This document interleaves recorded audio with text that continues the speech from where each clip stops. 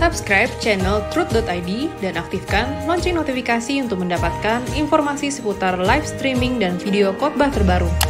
Posisi tombol subscribe berada di kanan atas channel kami dan jangan lupa nyalakan loncengnya.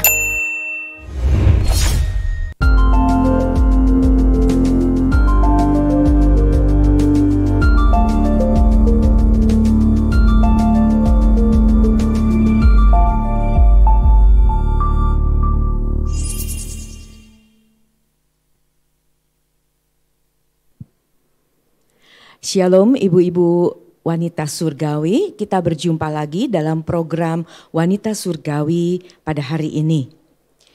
Sebelum kita memulai ibadah kita, mari kita berdoa dahulu. Bapa, kami mengucap syukur untuk kesempatan indah yang Kau sediakan untuk kami boleh bersama-sama bersekutu dalam ibadah wanita surgawi.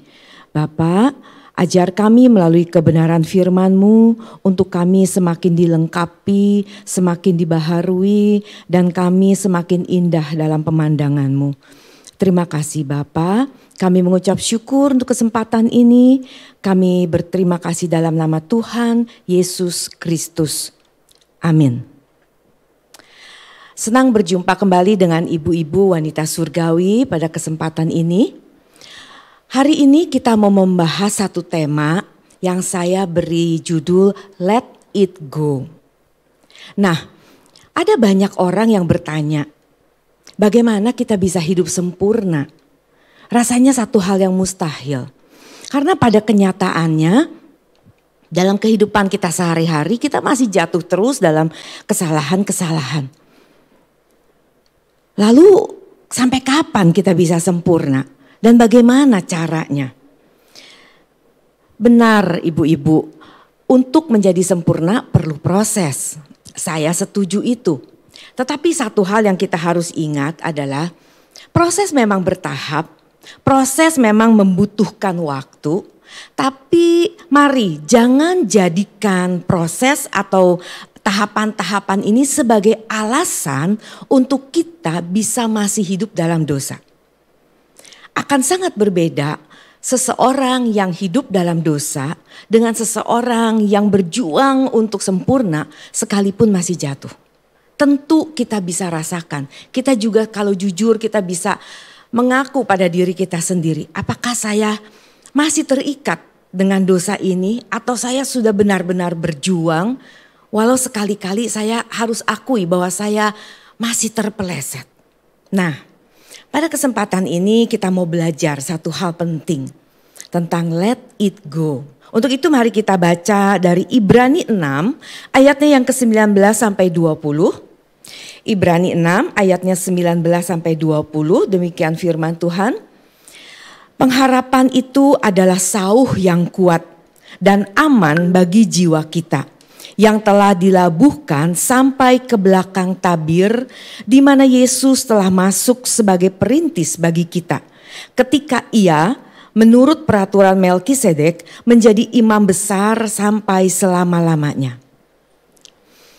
Ibu-ibu tentu mengerti, sauh atau jangkar ini dilabuhkan agar sebuah kapal tertambat dan tidak terseret oleh ombak atau tidak terseret oleh air dan hanyut. Itu fungsi dari jangkar atau sauh. Nah, kalau seseorang tidak memiliki jangkar dalam kehidupannya, tidak memiliki sauh dalam kehidupannya, maka tidak heran kita ini ibarat kapal yang terbawa atau terombang-ambing oleh arus dan bahkan sampai hanyut. Kapal yang besar bisa hanyut karena tidak ada jangkar. Kehidupan tanpa pengharapan. Jangkar dalam kehidupan kita adalah pengharapan. Tanpa pengharapan hidup kita akan dihanyutkan oleh arus dunia ini. Banyak dalam kehidupan yang kita jalankan, kita hanyut dalam kehidupan tersebut. Menjadi pertanyaan untuk kita semua, arus apa yang sekarang sedang menghanyutkan hidup kita? Apa yang sekarang membuat kita tenggelam, bahkan mungkin kita menjadi terhilang? Banyak hal yang bisa menghanyutkan hidup seseorang. Ada perkara-perkara baik yang membuat seseorang menjadi lupa diri. Ada juga peristiwa-peristiwa buruk, masalah-masalah hidup yang membuat dia tenggelam. Apakah itu masalah ekonomi, masalah keluarga, masalah pendidikan, masalah lingkungan sosial. Ada banyak hal dalam hidup kita ini yang bisa membuat kita menjadi terhanyut. Banyak orang yang diseret oleh masa lalunya sehingga untuk tahan berdiri saja dia sudah tidak mampu. Apalagi dia mengharapkan hari esok yang Alkitab janjikan penuh dengan harapan. Sekali lagi saya ingatkan, banyak orang yang diseret oleh masa lalunya, yang membuat dia tidak sanggup bertahan berdiri. Apalagi untuk memiliki pengharapan untuk hari esok. Banyak orang terhanyut karena masalah perceraian. Banyak orang terhanyut pada saat pasangan hidupnya meninggal. Atau pada saat pasangan hidupnya selingkuh. Atau pada saat mereka di PHK. Atau ketika mereka tidak dikaruniai anak. Mereka tenggelam, mereka terhanyut dalam kesedihan dan mereka terkubur di sana. Dan sebaliknya keberhasilan, materi, kesuksesan, nama besar itu pun bisa menghanyutkan kita. Tanpa pengharapan, hidup kita akan gampang dihanyutkan. Tanpa pengharapan, hidup kita akan gampang dihanyutkan. Tanpa pengharapan, hidup kita seperti kapal yang diombang-ambing oleh arus dan terhanyut. Apakah kata pengharapan atau berharap masih relevan untuk kita? Masih cukup, masih cocok, masih bisa dipakai untuk hidup kita hari ini? Atau mungkin ada di antara kita yang berkata, Bu, saya sudah nyerah. Bertahun-tahun yang lalu saya sudah nyerah. Jangan lagi ngomong soal pengharapan lah. Saya udah bukan berharap, saya udah bukan lagi mencoba. Saya sudah segalanya apa yang bisa saya lakukan. Tapi kenyataannya saya makin kecewa, gagal lagi. Atau ada juga yang berkata, Bu, saya hanya mengalir sajalah kemana kehidupan ini membawa saya. Saya gak berani lagi berharap yang macam-macam lah. Terlalu sakit rasanya, kecewa terus, terlalu sakit. Ibu-ibu, saya tidak tahu apa yang sedang ibu-ibu hadapi saat ini. Saya gak ngerti apa yang sedang menghanyutkan ibu-ibu pada hari ini. Tapi saya mau beritahu bahwa di dalam Tuhan ada pengharapan. Saya berharap kita semua tidak alergi dan tidak takut untuk berharap kembali. Memang benar bahwa kekecewaan itu datang karena kita berharap. Karena terlalu tinggi pengharapan kita dan realitanya tidak seperti yang kita harapkan, maka terlalu sakit kita jatuh. Sehingga kita berkata, ya sudahlah, ngapain sih berharap yang tinggi-tinggi? Terima aja apa adanya. Mari kita baca Yohanes 5 ayat yang pertama sampai ke-11. Ibu-ibu mari kita buka Yohanes 5 ayatnya yang pertama sampai ke-11. Sesudah itu ada hari raya orang Yahudi. Dan Yesus berangkat ke Yerusalem. Di Yerusalem dekat pintu gerbang domba ada sebuah kolam yang dalam bahasa Ibrani disebut Betesda. Ada 5 serambinya dan di serambi-serambi itu berbaring sejumlah besar orang sakit. Orang-orang buta, orang-orang timpang dan orang-orang lumpuh yang menantikan goncangan air kolam itu.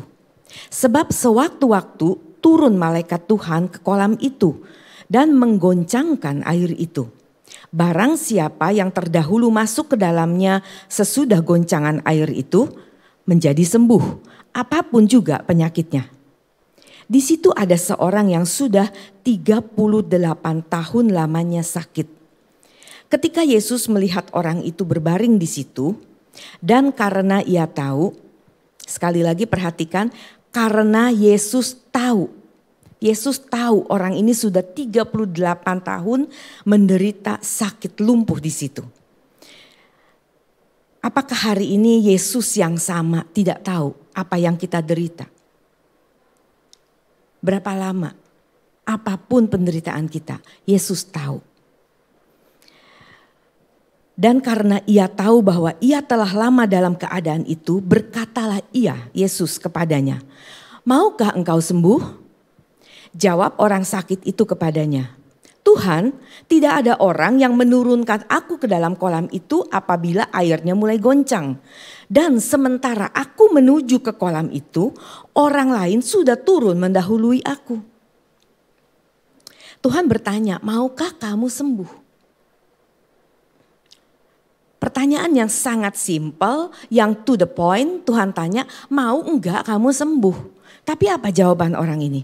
"Tuhan, tidak ada orang yang menurunkan aku."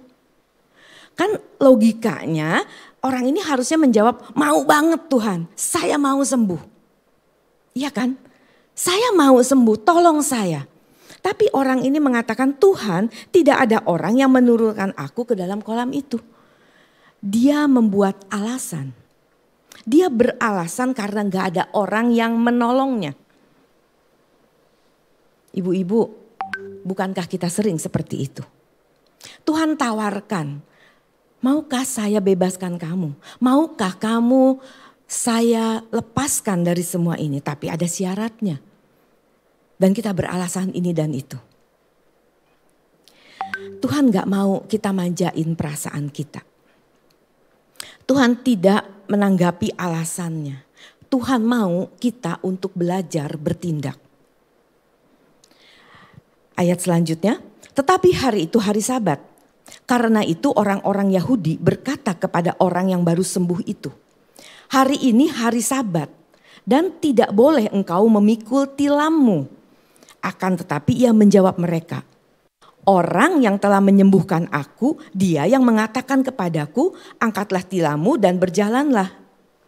Mereka bertanya kepadanya, "Siapakah orang itu yang berkata kepadamu, angkatlah tilammu dan berjalanlah?"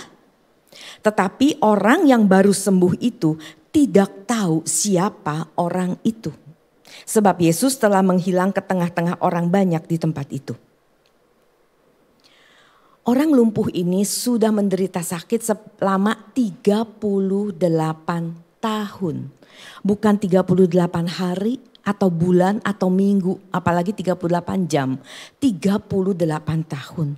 Jadi lebih lama dia sakit ketimbang umur Tuhan Yesus. Yang waktu itu mungkin 33-32 tahun. Orang ini sudah 38 tahun dan dia sudah mencoba masuk ke dalam kolam itu. Ada ayat yang mengatakan, "Dan sementara aku menuju ke kolam itu, orang lain sudah turun mendahului aku." Ya kan? Ini membuktikan bahwa dia bukan gak coba, dia sudah coba terus sampai dia akhirnya gak punya lagi pengharapan. Sampai akhirnya yang bisa dia katakan adalah alasan demi alasan. Ibu-ibu wanita surgawi, coba kita bandingkan. Ada satu kisah lain yang tentu ibu-ibu juga sudah mengenal kisah ini. Seorang wanita yang pendarahan selama 12 tahun. Kita baca di Markus 5 ayatnya yang ke-27 sampai 28. Dikatakan begini, dia sudah mendengar berita-berita tentang Yesus. Maka di tengah-tengah orang banyak itu ia mendekati Yesus dari belakang dan menjamah jubahnya. Sebab katanya, asal ku jamah saja jubahnya, aku akan sembuh. Ada perbedaan yang mencolok antara orang lumpuh di gerbang kolam Bethesda itu dengan wanita yang sakit pendarahan. Orang lumpuh itu dikatakan dia tidak mengenal siapa orang itu. Sementara wanita ini dikatakan dia sudah mendengar berita-berita tentang Yesus. Bukankah kita seperti wanita ini yang sudah mendengar berkali-kali, ribuan kali berita tentang Yesus?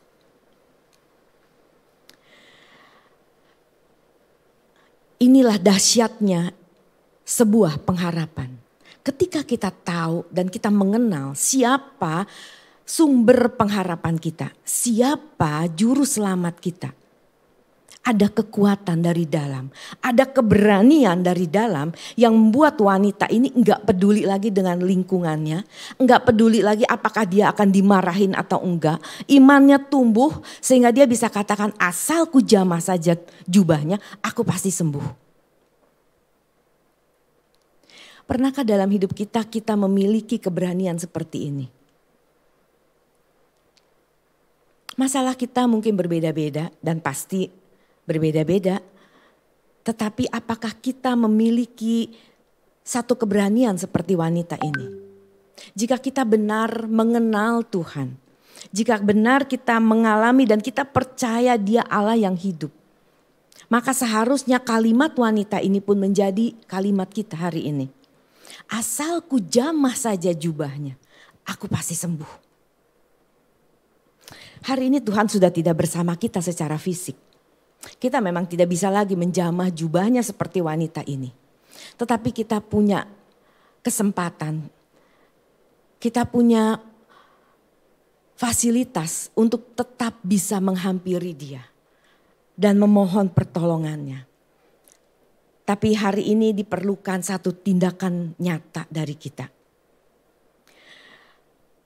Laki-laki yang lumpuh ini, sekalipun dia belum kenal siapa Tuhan, dia gak tahu siapa yang berkata kepada dia, angkat tilammu, bangun, berjalan. Dia tetap lakukan itu, dia bangun dan dia sembuh. Saya tidak tahu apa yang hari ini menyeret, menghempas, atau menahan hidup ibu-ibu sekarang. Mungkin kita terlalu sering kecewa, terlalu sering gagal. Tapi mungkin kegagalan kita karena kita menambatkan harapan kita pada tempat yang salah. Kita tambatkan harapan kita dalam banyak hal yang bisa berubah. Makanya kita kecewa. Hari ini firman Tuhan berkata, jangkarkan, labuhkan, kaitkan pengharapanmu hanya di dalam Dia. Dia adalah pengharapan, batu karang yang teguh yang tidak pernah berubah. Kalau hari ini mungkin kita sudah terseret terlalu jauh. Tapi kalau hari ini kita disadarkan, ayo kita kembali. Pada saat kita mulai berjalan selangkah demi selangkah, Dia akan bawa kita kembali ke tempat di mana seharusnya kita berada. Tapi ada satu syarat yang Tuhan mau. Let it go. Apa yang harus kita lepaskan? Apa yang harus kita lupakan? Masa lalu kita. Seperti tadi saya katakan, banyak orang khususnya wanita terikat dengan masa lalunya. Terikat dengan perasaannya. Mereka memanjakan perasaan. Yang kita harus lepaskan tentu bukan hanya masa lalu tetapi juga kebanggaan-kebanggaan kita. Atau keinginan mata kita. Keangkuhan hidup kita. Kebiasaan-kebiasaan kita yang salah. Tapi hari ini khususnya saya mau mengajak ibu-ibu semua untuk kita flashback. Ada apa sih di masa lalu kita? Dan itu yang saya mau kita semua hari ini bertindak. Let it go. Kita belajar dari seorang tokoh yang tentu sering kita dengar kisahnya, yaitu Yusuf. Yusuf punya masa lalu yang buruk, bahkan sangat buruk. Dia bukan seseorang yang berbuat kesalahan, tapi oleh abang-abangnya dia dimasukkan ke dalam sumur, dijual sebagai budak belian. Sempat naik daun dia menjadi kepala rumah tangga dari Potifar, tetapi difitnah oleh istri Potifar. Lalu dimasukkan ke dalam penjara yang tidak tahu sampai kapan. Tidak jelas sampai kapan. Tapi apakah kita baca di Alkitab bahwa Yusuf terpuruk, Yusuf mengomel, Yusuf komplain kepada Tuhan? Atau mungkin Yusuf berkata, kok begini Tuhan? Tuhan kasih saya mimpi loh. Saya tuh menjadi, wah indah sekali mimpinya saya jadi penguasa. Kok sekarang jadi di penjara? Tuhan lupa sama janjinya. Bagaimana nasib saya Tuhan? Yusuf tidak pernah lakukan itu. Yusuf tidak pernah mengeluh sekalipun dia tahu dia punya satu visi, dia punya satu mimpi dari Tuhan yang dia yakini ini pasti akan terjadi. Yusuf bisa bertahan tanpa mengeluh. Karena apa? Karena dia melupakan masa lalunya. Dia punya satu pengharapan. Yusuf tidak terikat dengan masa lalunya. Dia punya satu pengharapan bahwa saya punya Allah yang hidup. Maka ketika istri Potifar merajuk kepada Yusuf, Yusuf nggak katakan jangan-jangan saya takut nanti ketahuan suami. Tidak. Yang Yusuf katakan adalah masakan aku berbuat kesalahan yang besar ini kepada Allah. Yusuf nggak takut pada siapapun, dia takut kepada Allah yang hidup. Dia nggak mau melukai hatinya. Sehingga dia juga berani untuk tetap menaruh pengharapan kepada Allah yang hidup, yang menjanjikan itu. Mengutip apa yang Stephen Erastus sampaikan dalam doa pagi beberapa hari yang lalu, dikatakan begini. Masa lalu harusnya jangan menjadi satu ikatan yang membelenggu, tetapi menjadi satu pendorong untuk kita maju, untuk kita tidak mengulangi kesalahan yang sama dan membuat kita bergantung kepada Allah. Sehingga kita berani berkata, apapun masa lalu saya, apapun masa lalu yang pernah aku lalui, hal itu tidak akan mengikat aku. Tidak akan bisa membuat aku tidak bertumbuh. Jadi ibu-ibu, seburuk apapun masa lalu kita, hal itu tidak boleh mengganggu hubungan kita dengan Tuhan.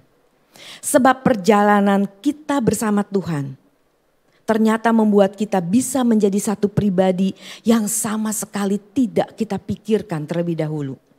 Kita gak ngebayang hari ini kita ada seperti hari ini. Kita gak ngebayang.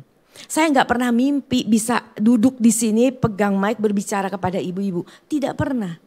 Saya dulu orang yang gak bisa ngomong. Bukan gagu maksud saya, tapi gak pandai ngomong. Saya pendiam.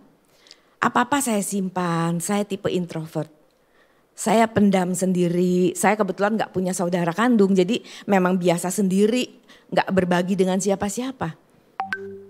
Tapi Tuhan tolong, Tuhan tuntun ketika saya memberi diri, ya udah Tuhan suruh, ya udah saya coba. Akhirnya saya bisa dipercaya sejauh ini. Ketika kita mau melepaskan diri kita dari masa lalu kita dan kita memberi diri untuk dituntun Tuhan, maka Tuhan akan jadikan kita sebagaimana yang Dia rancangkan untuk kita. Asal kita sabar menunggu waktu dan caranya Tuhan. Seperti Pengkhotbah 3 ayat 11 katakan, Ia membuat segala sesuatu indah pada waktunya. Bahkan Ia memberi kekekalan dalam hati mereka. Tetapi manusia tidak dapat menyelami pekerjaan yang dilakukan Allah dari awal sampai akhir. Ini yang menjadi masalah buat kita semua. Manusia tidak dapat menyelami pekerjaan Tuhan dari awal sampai akhir. Ayat ini mau mengatakan kalau kita bertahan sampai akhir. Meskipun hari ini kita belum ngerti kenapa terjadi, meskipun kita masih bingung, meskipun kita marah atau meskipun kita berontak. Tapi kalau kita tidak menyerah dan kita terus berjalan bersama dengan Dia dan sampai akhirnya, maka kita akan mengerti. Pada saat Tuhan menyelesaikan pekerjaannya dalam kita, kita mengerti dan kita bisa berkata, sekarang aku ngerti bahwa semua terjadi untuk kebaikan aku. Amin. Masalahnya kita gak sabar. Masalahnya kita punya cara dan yang kita rasa ini yang cocok Tuhan. Kenapa sih gak pakai cara saya ini? Saya udah atur, saya ngerti Tuhan. Tuhan mungkin gak ngerti ya, di Indonesia tuh begini loh Tuhan. Tuhan maha tahu, Tuhan ngerti. Tuhan tahu dari awal sampai akhir. Manusia nggak ngerti dari awal sampai akhir nggak ngerti. Tapi kita sering sotoy. Kita sering sok tahu. 2 kali kalau kita baca, Yusuf menegaskan bahwa apa yang terjadi dalam hidupnya, masa lalunya itu semua diatur oleh Tuhan. Tuhan yang merancang awal semua kejadian ini. Yusuf tidak mempersalahkan saudara-saudaranya atas apa yang terjadi dalam hidupnya. Kalau kita baca di Kejadian 47 ayat yang ke-7 dan ke-8, dikatakan seperti ini. Maka Allah telah menyuruh aku mendahului kamu untuk menjamin kelanjutan keturunanmu di bumi ini dan untuk memelihara hidupmu sehingga sebagian besar daripadamu tertolong. Ayat 8, jadi bukanlah kamu yang menyuruh aku ke sini tetapi Allah. Saya gak habis ngerti dengan Yusuf yang udah dijahatin segitu masih bisa berkata, bukan kamu yang nyuruh aku ke sini tetapi Allah. Sampai akhirnya di Kejadian 45 ayat 5 dia bisa berkata gini. Tetapi sekarang dia berkata kepada saudara-saudaranya. Tetapi sekarang abang-abangku jangan bersusah hati dan janganlah menyesali diri. Karena kamu menjual aku ke sini. Sebab untuk memelihara kehidupanlah Allah menyuruh aku mendahului kamu. Seakan-akan Yusuf tuh mau berkata gini. Bang sudahlah, yang sudah terjadi biarkan berlalu. Let it go. Saya bersyukur kita bisa ketemu lagi. Tuhan yang atur semua ini. Jangan menyesal, jangan kecewa, jangan takut. Kita perhatikan dari kehidupan Yusuf yang dikecewakan oleh keluarganya sendiri. Dia bisa berkata, jangan menyesal, jangan bersusah hati lagi. Tuhan kok yang atur. Yusuf katakan sekarang yang penting kita bisa bertemu lagi. Yusuf ngerti bahwa Tuhan bekerja dalam segala hal untuk mendatangkan kebaikan. Sekalipun ada orang yang merancang-rancang kejahatan atau mereka-reka keburukan dalam hidupnya. Tapi kalau kita berjalan bersama dengan Tuhan, maka Roma 8 ayat 28 juga menjadi milik kita. Aku tahu sekarang, kita tahu sekarang. Waktu Paulus menulis ini, dikatakan kita tahu sekarang. Waktu bulan lalu, mungkin waktu kemarin dia belum tahu. Tapi dikatakan sekarang aku tahu bahwa Allah bekerja dalam segala perkara untuk mendatangkan kebaikan. Tidak bagi semua orang tapi bagi orang yang mengasihi dia. Yaitu bagi kita semua. Bagi ibu-ibu wanita surgawi. Dulu kita belum tahu. Di awal kejadian kita belum ngerti kenapa terjadi seperti ini. Kami suami istri aktivis. Kami melayani. Gak ada lagi yang milik kami, semua milik Tuhan. Kami pakai semua untuk kemuliaan Tuhan. Tapi mengapa hal ini terjadi pada keluarga saya, Bu? Saya baru dengar keluhan seperti itu. Kenapa ini harus terjadi? Hari ini kita belum menangkap mungkin maksud Tuhan atas apa yang kita alami hari ini. Tetapi kalau kita bersabar, kalau kita mau menunggu, percayalah kita akan menuai kebaikan pada akhirnya. Untuk itu, untuk menjalani prinsip let it go. Hal pertama yang harus kita miliki adalah kesabaran. Kesabaran merupakan salah satu buah roh yang terdapat dalam Galatia 5. Seorang yang punya kesabaran akan tahan menghadapi kesukaran, tantangan, ancaman yang ada di sekelilingnya tanpa mengomel, tanpa bersungut-sungut.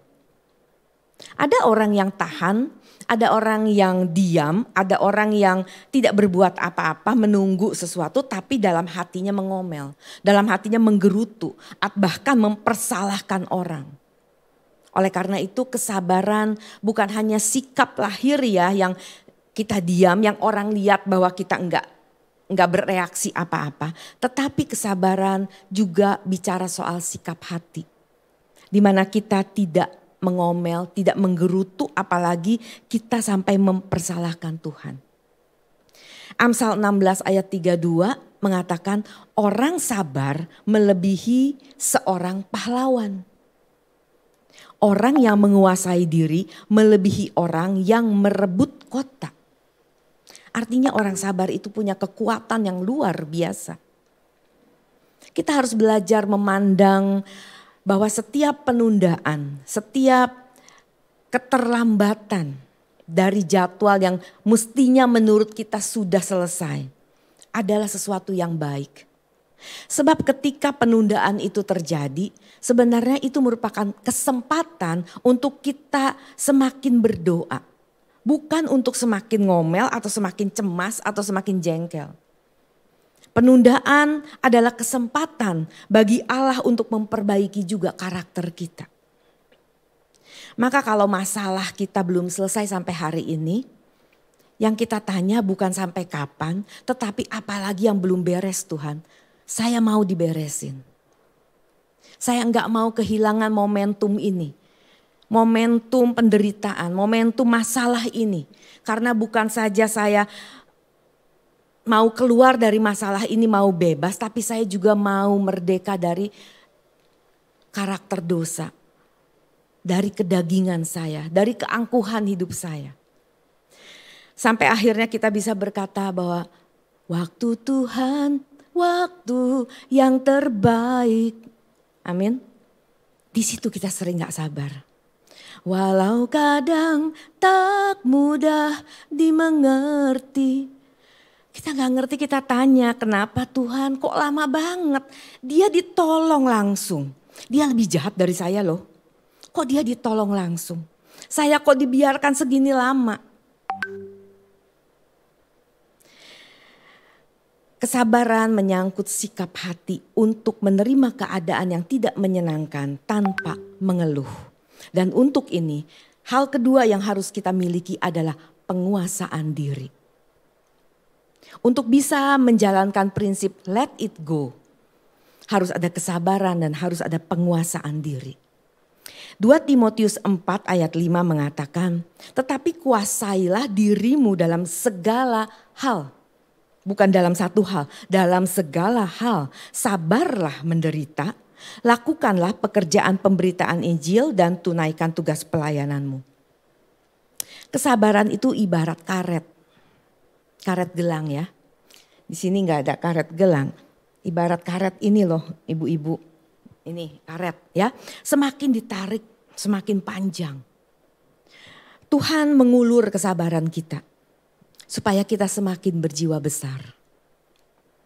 Tuhan mengizinkan banyak peristiwa terjadi dalam hidup kita. Yang mungkin memicu kemarahan, kegelisahan, sakit hati kita. Tapi ketika kita dengan teduh bisa diam, bisa menguasai diri, menenangkan diri. Maka seperti Yesaya katakan, dalam tinggal tenang dan percaya terletak kekuatanmu. Ketika kita gerabak gerubuk, ketika kita gelisah, kita pun gak bisa berdoa dengan baik. Kita gak bisa mikir dengan baik. Kita gak bisa pakai logika kita dengan benar. Maka Yesaya 30 ayat 15b mengatakan, dalam tinggal tenang dan percaya terletak kekuatan kita. Memang rasanya kita semua punya alasan untuk gak sabar. Entah itu karena orang tersebut sudah keterlaluan, atau karena kita merasa emang karakter keluarga saya seperti begini Bu, semuanya emosional. Atau karena alasan lain. Namun Tuhan mau kita sabar. Oleh karena itu paling tidak untuk bisa sabar, kita harus memiliki pengertian. Orang yang sabar besar pengertiannya. Pasti ibu-ibu punya pengalaman tentang kesabaran ini dalam kehidupan masing-masing kita. Saat kita memahami seseorang, kok saya jadi lebih sabar ya sama orang itu. Saya jadi ingat dengan seseorang yang sering kali minta bantuan. Baik minta bantuan waktu, tenaga, material, moral, minta didoakan. Dia cerita panjang lebar. Rasanya saya udah mulai gak sabar. Rasanya saya mau blok gitu rasanya. Tapi saya coba. Tapi ketika satu saat saya ketemu dengan ibu ini dan dia menceritakan bahkan mengajak saya melihat langsung masalah keluarganya. Saya menyesal, saya pernah kurang sabar terhadapnya. Ketika saya punya pengertian akan keadaannya, saya mau memberi sedikit pengertian akan kondisinya. Ternyata kita bisa jadi lebih sabar. Demikian juga perhatian. Paulus mengingatkan jemaat Filipi di Filipi 2 ayat 4. Dan janganlah tiap-tiap orang hanya memperhatikan kepentingannya sendiri, tetapi kepentingan orang lain juga. Kita punya perhatian dengan orang itu. Ibu-ibu tentu tahu bahwa Tuhan Yesus ketika beliau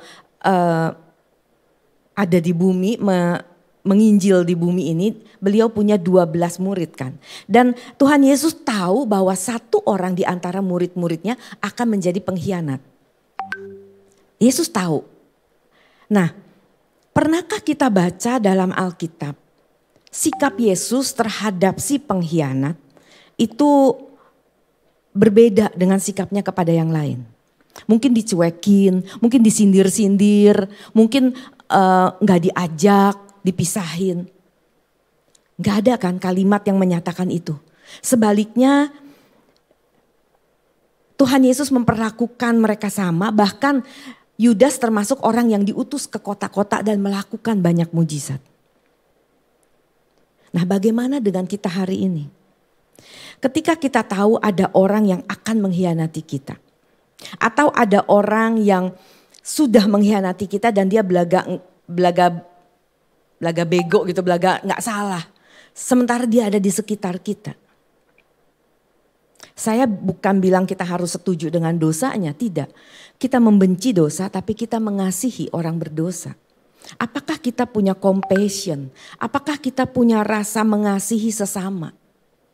Kalau benar kita memiliki rasa kasih kepada sesama sebagaimana Tuhan mengasihi kita, maka ketika orang yang kita kasihi itu berbuat salah, kita bisa menerima dia.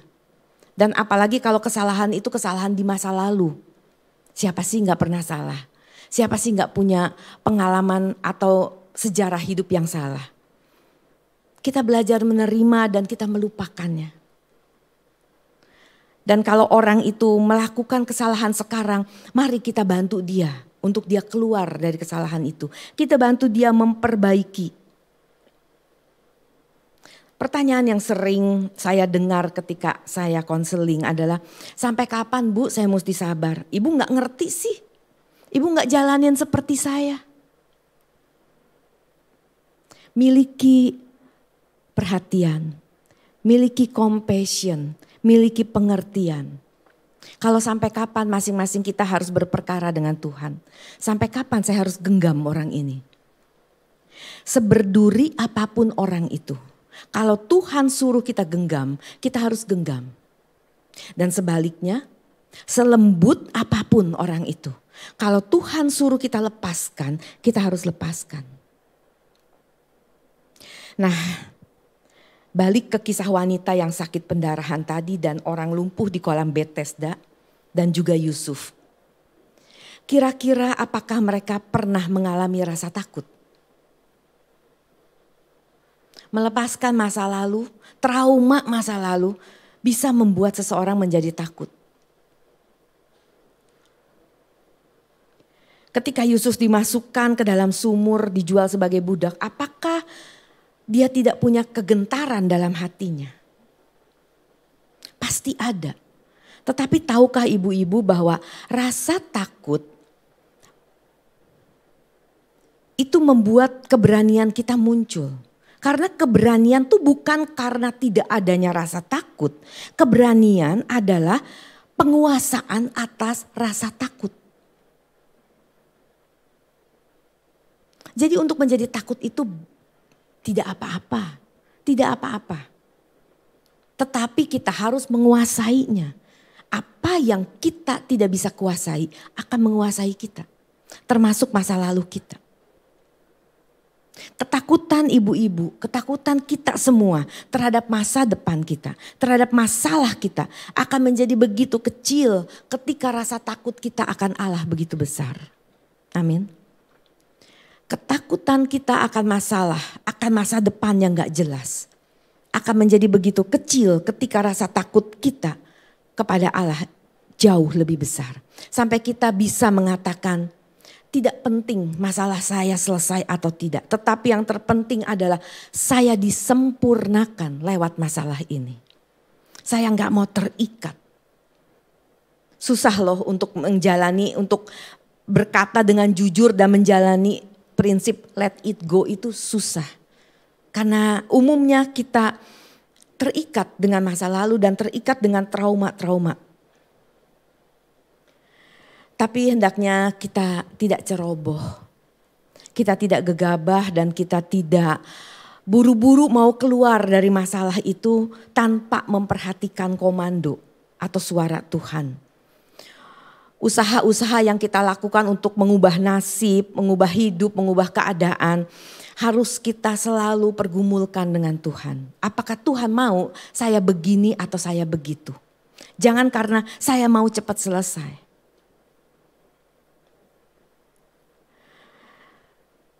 Allah memiliki banyak jalan dan jalan-jalannya sering kali kita tidak pahami.